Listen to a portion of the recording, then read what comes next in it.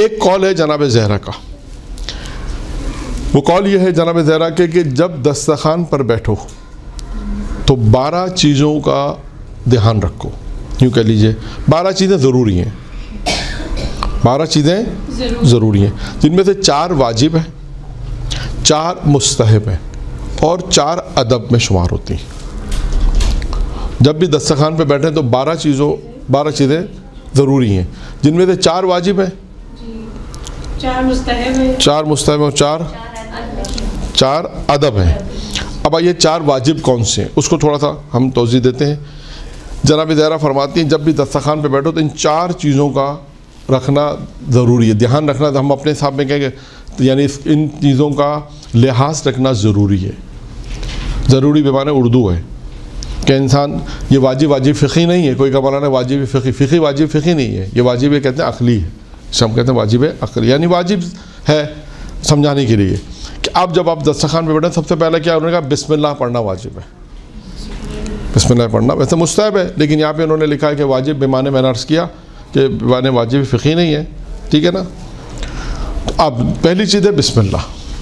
اب 3 چیزیں دیکھیں کون سی ہے، ان 3 چیزوں کو بیان کرنے کے بعد پھر اس کا ایک نتیجہ بھی مجھے بیان کرنا ہے، پھر آگے باقی چیزوں پہ پھر بعد میں بیان کریں گے۔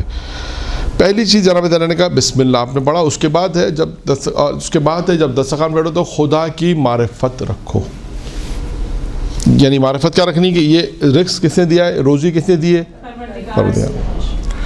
اب آپ سوچیں کہ ہم 3 مرتبہ تو کم از کم دسترخوان پہ بیٹھتے 3 تو کنفرم ہے، ناشتہ، دوپہر کا کھانا اور رات کا کھانا، بیچ میں اگر ریفریشمنٹ آ جائے وہ الگ مسئلہ، شام کے ٹائم پہ وہ دسترخوان الگ آ جاتا ہے، چائے کے ساتھ کچھ نہ کچھ چاہیے وہ ایک الگ ہے، یعنی 3 تو کنفرم ہے اور چوتھا بھی امکان پذیر ہے، ٹھیک ہے نا۔ تو 3 تو کنفرم ہے۔ تو اب آپ سوچیے کہ 3 دفعہ دسترخوان پہ بیٹھتے ہیں، کتنی دفعہ ہم نے سوچا کہ اس خود جو نعمت اللہ نے دی اس کی معرفت ہونی چاہیے۔ جناب زہرا کہتے ہیں جب دسترخوان بیٹھو تو پہلی چیز کیا ہے، بسم اللہ کے بعد شروع کرنے سے پہلے بسم اللہ، آپ نے کھانے سے پہلے بسم اللہ، لیکن ایک چیز کیا بتائی، معرفت پروردگار، معرفت خدا ہونی چاہیے۔ اچھا اب سوال یہاں پر یہ ہے کہ معرفت میں اگر یہ کہہ کے گزر جاؤں تو آپ اس سے کیا سمجھیں گے؟ مطلب ہم جب رزق کھا رہے ہیں تو ہم اس پروردگار کو تو جانیں گے دیا کس نے ہے، اس کا شکر وہ اگلا کا ہے، شکر الگ آ رہا ہے، شکر کی بحث الگ ہے، یعنی معرفت پروردگار رکھنی پہلی چیز۔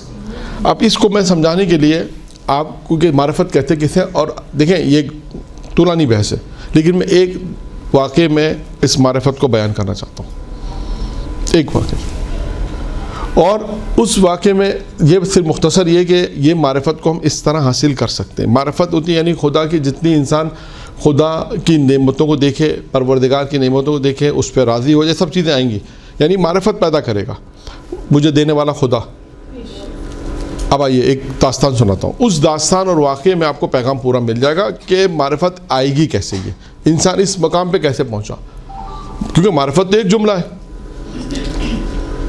بعض کتابوں میں پیام قرآن ہے، آیت اللہ ناصر مکرم کی کتاب ہے پیام قرآن، اس میں انہوں نے غالباً جلد نمبر 6 یا 9 یاد نہیں کون سی جلد ہے، 6 میں یا 9 میں معرفت آنے کے اسباب کہ انسان کے اندر معرفت کیسے آتی ہے وہ بیان کیا ہے۔ 6 چیزیں انہوں نے وہ بیان کی ہیں، اور 10-12 چیزیں وہ بیان کی غالباً کہ جو معرفت کو روکتی ہیں۔ وہ کون سی چیزیں جو معرفت کو روکتی ہیں انسان کو، اور وہ کون سی چیزیں جن سے انسان معرفت کی طرف بڑھتا ہے، تو وہ وہاں پر انہوں نے ایک بحث کی۔ دیکھیں جناب داؤد نے پروردگار سے سوال کیا اور کہا خدا بندہ جنت میں میرا پڑوسی کون ہے؟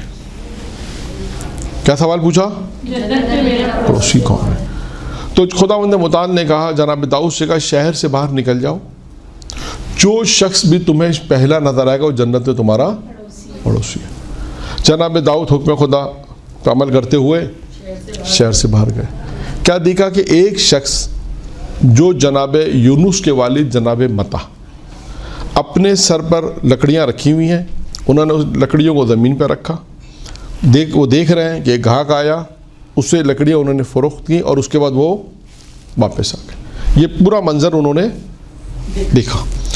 اب جناب داؤد نے ان سے کہا، جناب متا سے کہا کہ میں آپ کا مہمان بننا چاہتا ہوں. انہوں نے کہا آپ نبی خدا ہیں، آپ میرے مہمان بن سکتے ہیں، آپ نبی خدا ہیں.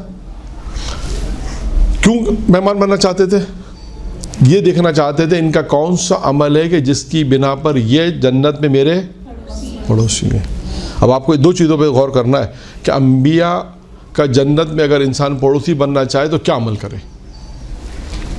ایک عمل تو جناب موسیٰ کی داستان میں جی والدہ والدین والا کہ والدین کی خدمت انسان کو انبیاء کا پڑوسی بناتی. ایک وہ عمل ہے وہاں پر بیان ہوا. اب یہ دوسرا، مجھے نہیں معلوم کہ واقعہ آپ کو سنا ہوا یا نہیں سنا ہوا، نہیں معلوم، ہو سکتا ہے سنا. خیر پہلے بھی جب آپ اللہ کا شکر ہے کہ مجھے لکڑیاں ملی، پھر اللہ کا شکر ہے ہاں ہاں میں نے کہا نا شاید ہو سکتا ہے، باقی مجھے نہیں معلوم. اب سب کا تو سنا ہوا نہیں ہے. سر آپ جلدی جلدی سنا دیں. اچھا جلدی جلدی تو خیر جی اچھا ٹھیک ہے ٹھیک. ہاں اب جناب داؤد انہوں نے ان سے کہا کہ میں آپ کا نبی، آپ کا مہمان بننا چاہتا ہوں. اس لیے دیکھنا چاہتے ہیں ان کا کون سا عمل ہے جو انہیں میرا پڑوسی بنا رہا ہے. انہوں نے کہا آپ نبی خدا آپ آ جائیں. اب وہ آنے کے بعد جب گھر آئے جو انہیں رقم ملی تھی اس رقم سے انہوں نے گندم خریدا، اور گندم خریدنے کے بعد آئے اور گھر میں گندم دیا اور اسے روٹی بن کر سامنے آ گئے. اب جناب داؤد نے دیکھا کہ جناب متا وہ روٹی کا نوالا جب لے رہے کھا رہے ہیں تو روتے جاتے ہیں اور کہتے جاتے ہیں. یہ زیادہ مہم نقطہ یہاں پر. وہ کیا کہتے ہیں؟ کہتے ہیں پروردگارہ تو ہی ہے جس نے ان لکڑیوں کو اگایا، خدا تو ہے کہ جس نے ان لکڑیوں مجھے کاٹنے کی طاقت دی، خدا بندہ تو ہے کہ جس نے مجھے ہمت دی، طاقت دی، تو میں نے لکڑیوں کو کاٹنے کو اس سے اٹھایا.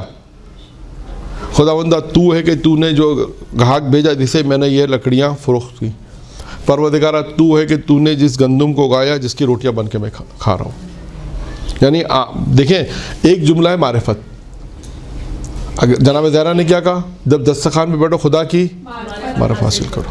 اب سوال یہ کہ آپ یہ پوچھ سکتے ہیں مولانا یہ معرفت ہے کیا چیز؟ دیکھیں معرفت ہے یعنی آپ اپنے پروردگار کی جتنی معرفت یہ رکھیں کہ خدا ہی سب کچھ کرنے والا ہے. اب اس کی یہ معرفت کم بھی ہو سکتی ہے، زیادہ بھی ہو سکتی ہے، اور ایسے ایسے آتی ہے. اب یہ میں نے کہا نا طولانی بحث ہے، لیکن صرف یہاں تک. اور ایک جملہ ایک واقعہ اور بھی میں آپ کو سنا دوں کہ معرفت کسے کہتے ہیں. یہ واقعہ محرم کی مجالس میں پڑھا جاتا ہے. صرف بات آئی تو آپ کو سنا دوں کہ دیکھیں معرفت کسے کہتے ہیں. اس کو ذہن میں رکھیے گا، اس روایت کو ذہن میں رکھیے، جناب زہرا کی روایت. دسترخوان پہ بیٹھنا تو پہلی چیز ہے معرفت. اب ہمیں اپنی زندگی میں اس طرح گزارنا ہے. کہنے کا مقصد یہ کہ جو چیز بھی اللہ نے آپ کو اور ہم کو دیا ہم کہیں پروردگار یہ تیری ہے. جس طرح خدا کی نعمتوں کا تذکرہ کرتے جائیں گے، اس کا شکر کرتے جائیں گے، اس کی معرفت حاصل کرتے ہیں، معرفت بڑھتی جائے گی. آپ دیکھیں بہت سے لوگ ہوتے ہیں ہر کہتے ہیں بس پروردگار یہ خدا ہی کرے گا انشاءاللہ. لوگ کہتے ہیں بس آپ تو ہر وہ خدا خدا، یہ اس کی معرفت بڑھ جاتی ہے کیونکہ اس کو معلوم ہے خدا کرنے والا ہے. ٹھیک ہے بعض لوگ ہوتے ہیں جن کی معرفت کم ہوتی ہے. آج کتنے ایسے لوگ ہیں جو خدا پہ شاید کم بھروسہ کرتے ہیں، اپنے مال پہ زیادہ بھروسہ کرتے ہیں، اپنی نوکری پہ زیادہ بھروسہ کرتے ہیں، خدا پہ کم بھروسہ کرتے ہیں، اپنے کاروبار پہ زیادہ بھروسہ کرتے ہیں، خدا پہ شاید کم کرتے ہیں. ملیں گے بہت سے افراد، ان کی باتوں سے پتہ چلتا ہے. خیر معرفت کسے کہتے ہیں؟ میں نے کہا محرم کی مجالس میں یہ واقعہ پڑھا جاتا ہے تاکہ بات معرفت کی آئی ہے تو بات واضح ہو جائے. یہ واقعہ بھی کتابوں میں لکھا ہے، قوم کا واقعہ ہے، بہت قدیم پرانا، تقریباً شاید 100 سال پرانا واقعہ ہوگا کہ ایک خاتون تھیں، وہ حرم معصومہ قم میں آئیں. اور آنے کے بعد انہوں نے کسی سے مجلس پڑھوانی تھی تو سوچا کہ کوئی مولانا صاحب مل جائیں جس سے میں وعدہ لے لوں. دیکھا ایک مولانا صاحب بیٹھے ہوئے ہیں وہاں پر، بیٹھے ہوئے. ان سے کہا کہ حضور آپ کو فلاں مقام پہ مجلس پڑھنی ہے، آپ پڑھ دیں گے؟ انہوں نے کہا پڑھ دیں گے. خاتون نے ان سے وعدہ لے لیا، انہوں نے پتہ پوچھ لیا سارا مکمل. اب وہ دن آیا تو مولانا صاحب وہاں پر پہنچے. پرانا قوم ہے، چھوٹا سا قوم ہے، کوئی اتنا خاص. اب جب وہاں پہنچے تو کیا دیکھا کہ جب وہاں پہنچے تو عطا خانہ ہے، خاتون بیٹھی ہوئی ہے اور کوئی بھی نہیں ہے. خاتون نے کہا آئیے بسم اللہ آپ پڑھیں گے اور میں سنوں گی، کوئی دوسرا نہیں آئے گا. خیر انہوں نے جا کے مجلس پڑھی، مجلس ختم ہو گئی. خاتون نے کہا کہ اگلے سال پھر آپ نے پھر پڑھنا ہے اس مقام پر. ڈیٹ نوٹ کر لیں، ٹائم نوٹ کر لیں، اگلے سال پھر آپ نے اسی مقام پر پڑھنا. انہوں نے کہا ٹھیک ہے، وعدہ لے لیا. اب اگلا سال جب آیا تو ان کے ذہن میں یہ خیال آیا کہ میں ایک خاتون کے لیے جاؤں، ایک خاتون کے لیے جاؤں. اور وہ سو گئے، اس وقت نہیں گئے. تو کہتے ہیں خواب میں کوئی معصوم آئی. اور ایک جملہ کہا کہ آپ اتنے بڑے ہو گئے کہ ہمارا ذکر بھی نہیں کرو گے. کہتے ہیں آنکھ کھلی فوراً پہنچے وہاں پر قضا خانے میں پہنچے, جب مجلس سے وہاں پہنچے, کہتے ہیں خاتون نے ان کی طرف دیکھ کے کہا اچھا ڈانٹ پڑی ہے تو آئے ہو.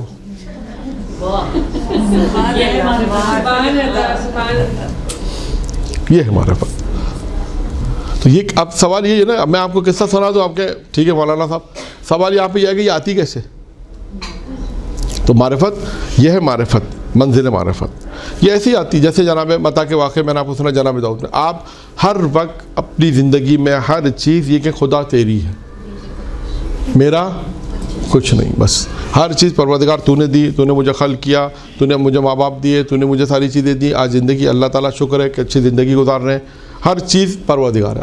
اسی طرح انسان معرفت کی منزل طے کرتا جائے گا.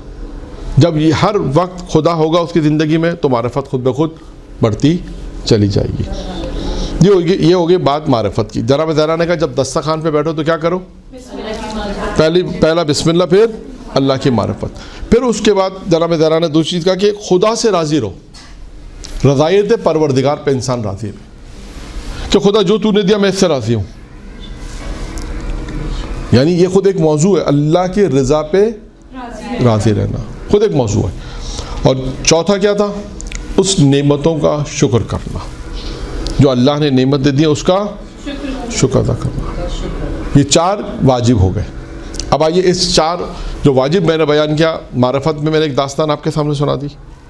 اب آئیے 2 چیزیں جو بات, اللہ پر راضی رہنا اور اللہ کا شکر ادا کرنا. اس کا کیا فائدہ ہے؟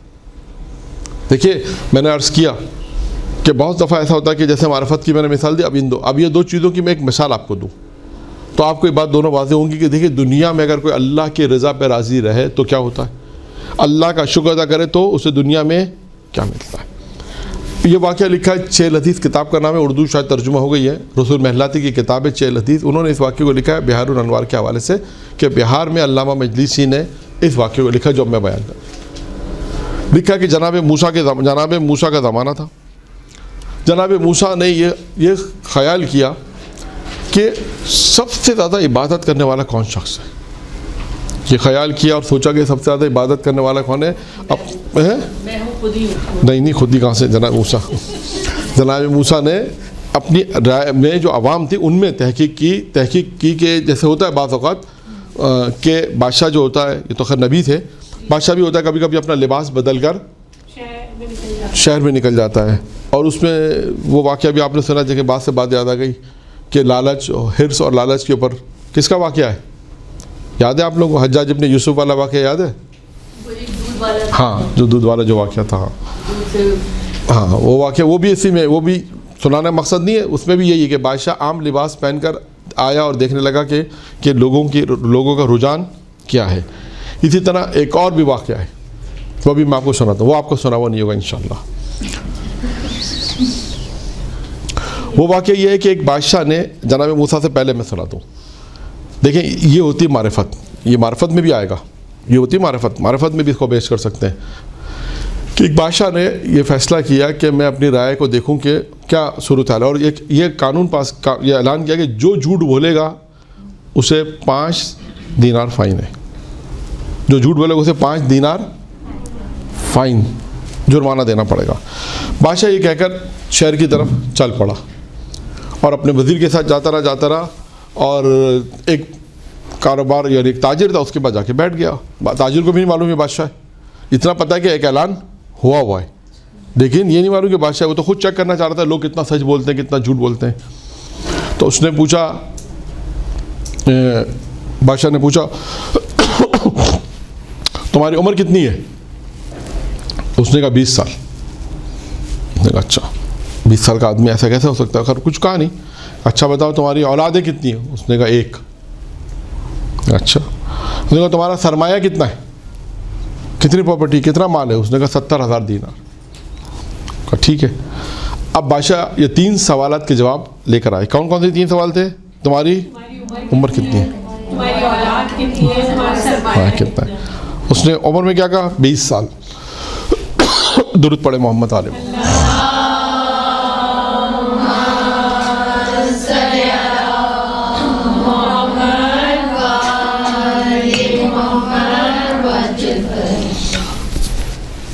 3 باتیں اس نے بادشاہ سے بیان کی. بادشاہ آیا, وزیر کو لے کر آیا اور خزانچی کے پاس آ کے بیٹھا اور کہا کہ اب اس کا حساب کتاب نکالو.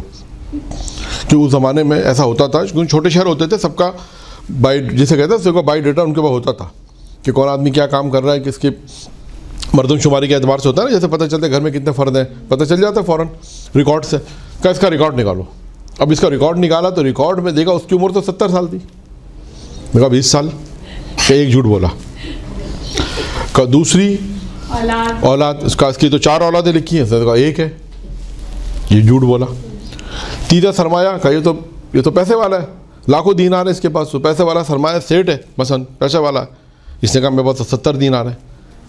کہا اس نے 3 جھوٹ بولے اور بادشاہ نے اس کو حاضر کیا. کہا بھائی جواب دو, ہم تمہارے پاس آئے تھے بھیس بدل کر, تمہیں تو پتہ نہیں تھا, ہم نے تو کہا کہ جو جھوٹ بولے گا اسے 5 دینار جرمانہ, 15 دینار تمہارا جرمانہ ہے, اس لیے کہ تم نے 3 جھوٹ بولے. اس نے کہا حضور فرمائیے کون سے 3 جھوٹ بولے ہیں, ذرا آپ بھی تو ہمیں فرما دیجئے. کہا ہم تمہاری دکان پر آئے تھے. کہاں آئے تھے؟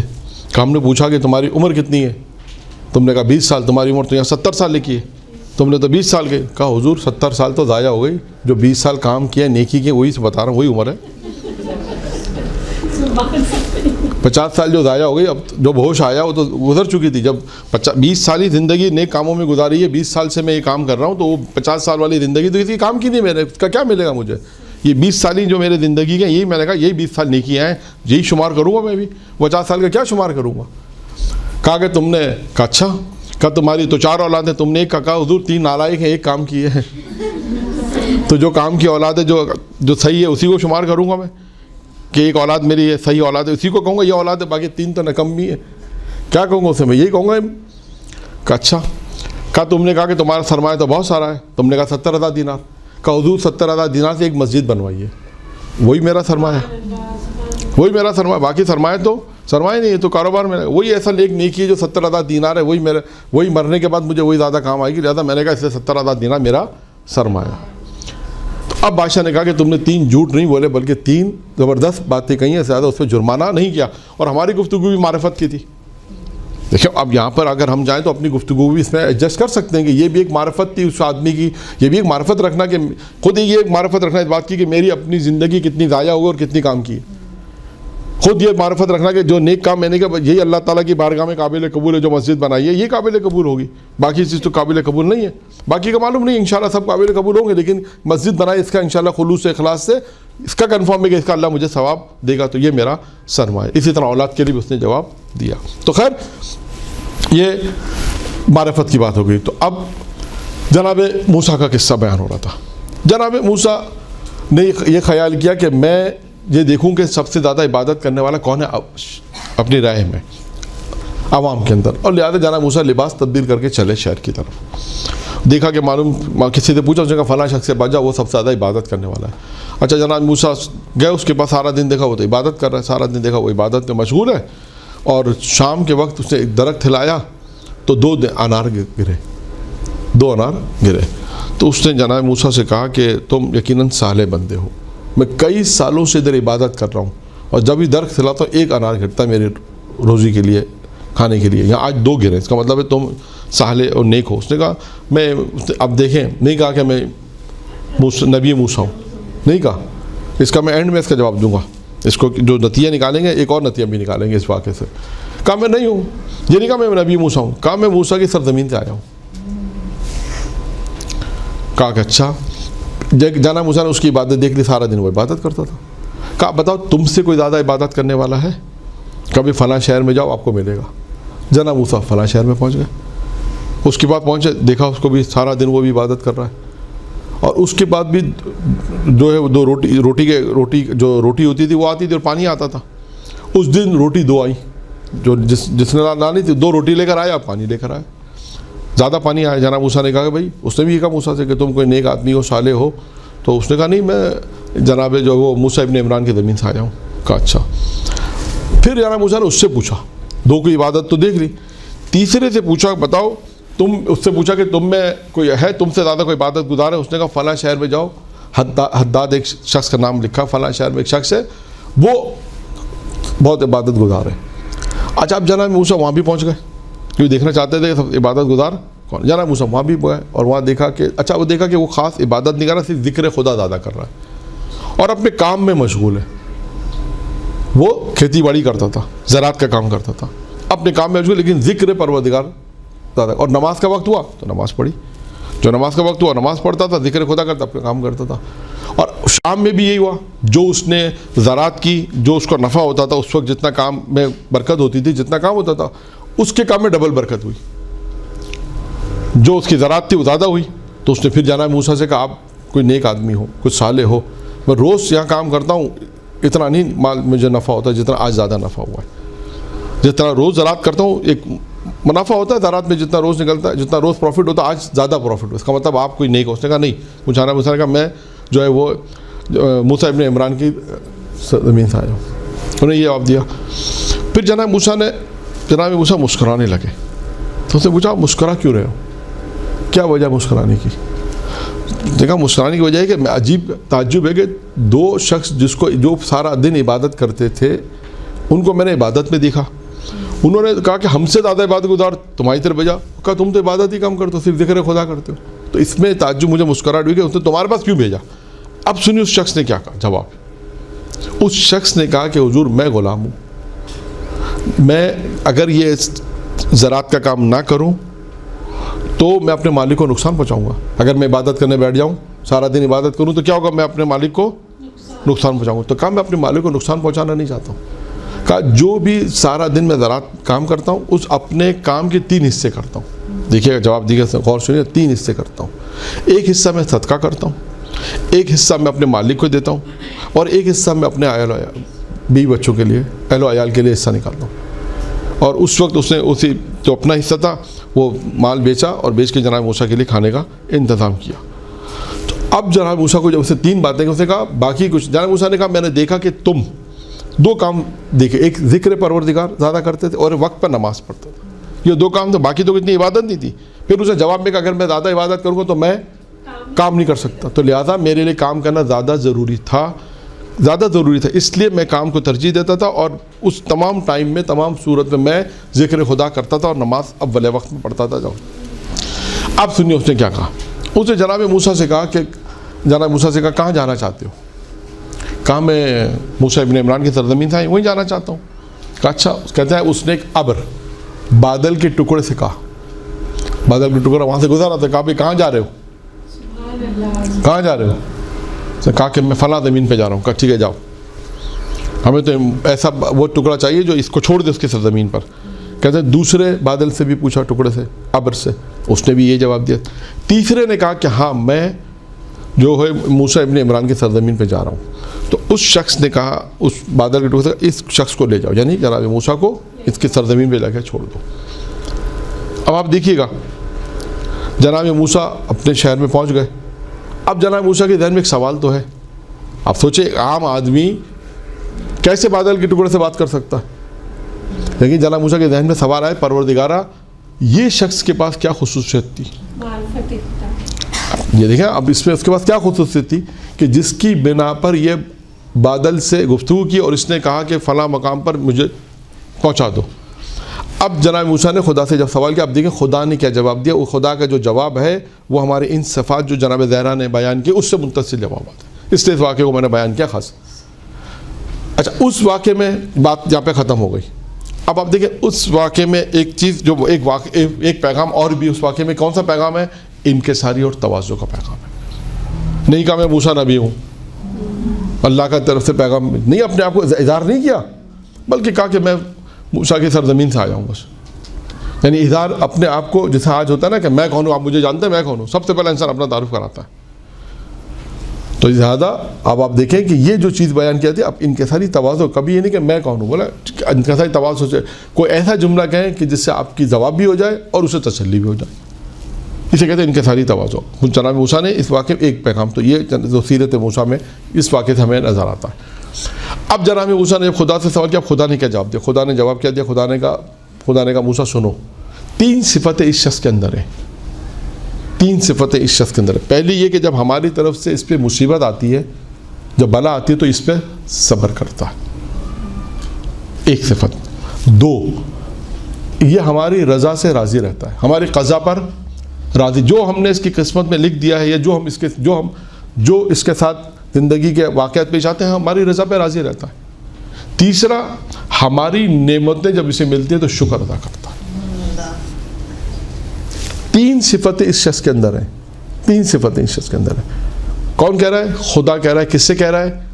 حضرت موسیٰ علیہ السلام سے کہہ رہا ہے کہ موسیٰ اس میں 3 صفت. اب آپ نے دیکھا اس واقعے میں یہ نتیجہ ہے کہ جناب زہرا نے کہا کہ تم اللہ کی معرفت حاصل کرو, اللہ کی دی ہوئی رضا پر راضی رہو اور اللہ کی نعمتوں کو شکر ادا کرو. یہ 3 چیزیں جناب زہرا نے جو دسترخوان میں بیٹھنے کے جو عمل بیان کیے, آپ دیکھیں 3 چیزوں کو, اور بسم اللہ, چوتھی چیز بسم اللہ, ان چاروں چیزوں کو اگر ہم دیکھیں تو صرف ان چاروں کے جو اثرات ہمیں نظر آئیں گے دنیا میں ان واقعات کی روشنی میں. اگر انسان دسترخوان پہ بیٹھے معرفت پروردگار حاصل کرے تو اس خاتون کا واقعہ سنائے کہ دیکھیے کیسی معرفت تھی اس کو. آئیے صبر کریں, اللہ کی نعمت کا شکر ادا کریں, تو یہ واقعہ جناب موسیٰ کا واقعہ.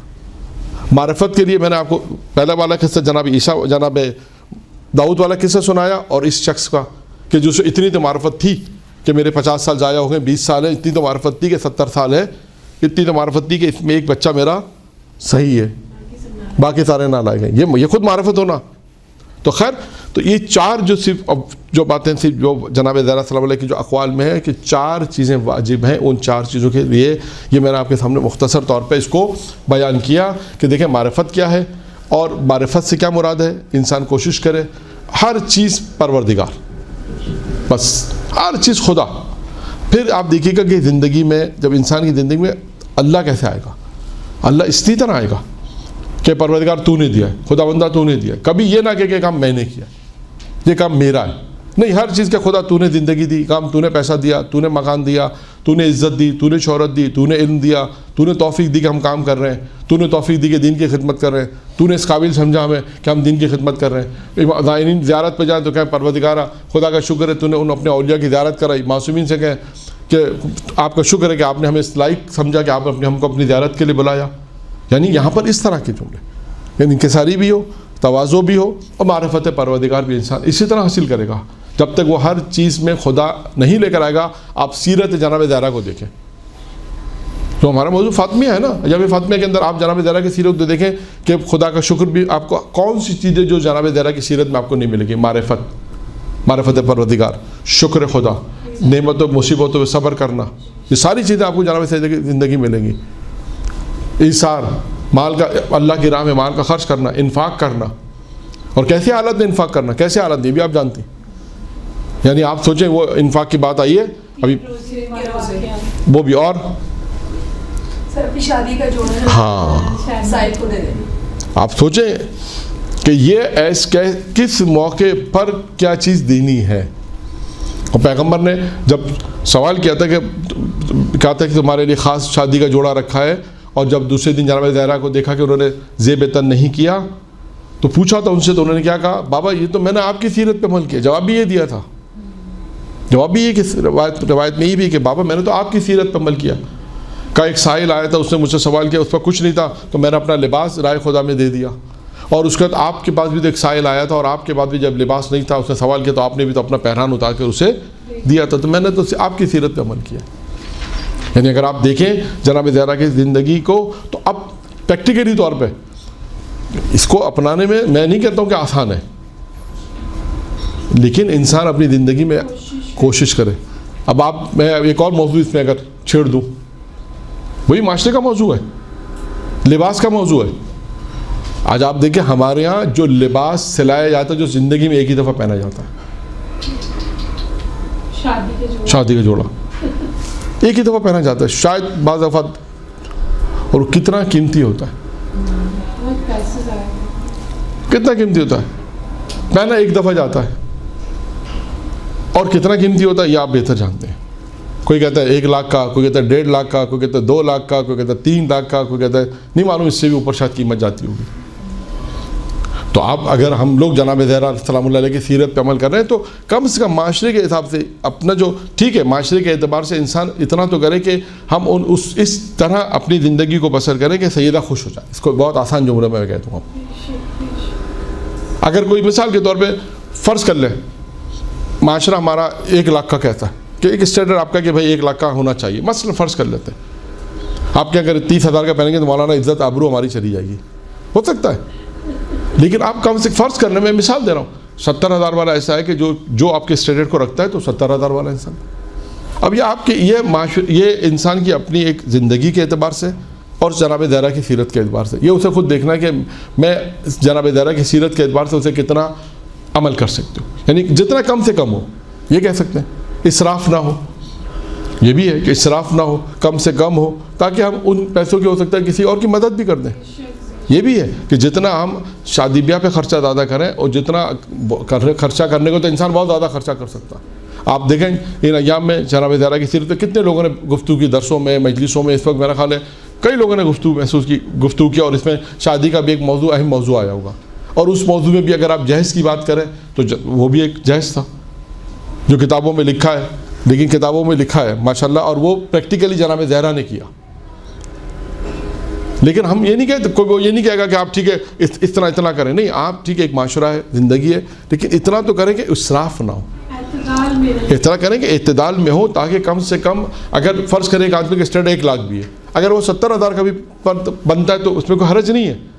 30,000 جو ہے وہ اس نیت سے کہ بھئی غریب کی شادی ہو جائے، یہ غریب کا جوڑا بن جائے، یہ بھی تو نیت ہو سکتی ہے کہ غریب کا جوڑا 20-25-30,000 میں ظاہر سی بات ہے، جو جن کے جوڑے لاکھ میں نہیں بنتے 10,000 میں بنتے ہوں گے، 15,000 میں بنتے ہوں گے، 20,000 میں بنتے ہوں گے، ان کے بھی تو بالآخر بنتے ہی ہیں.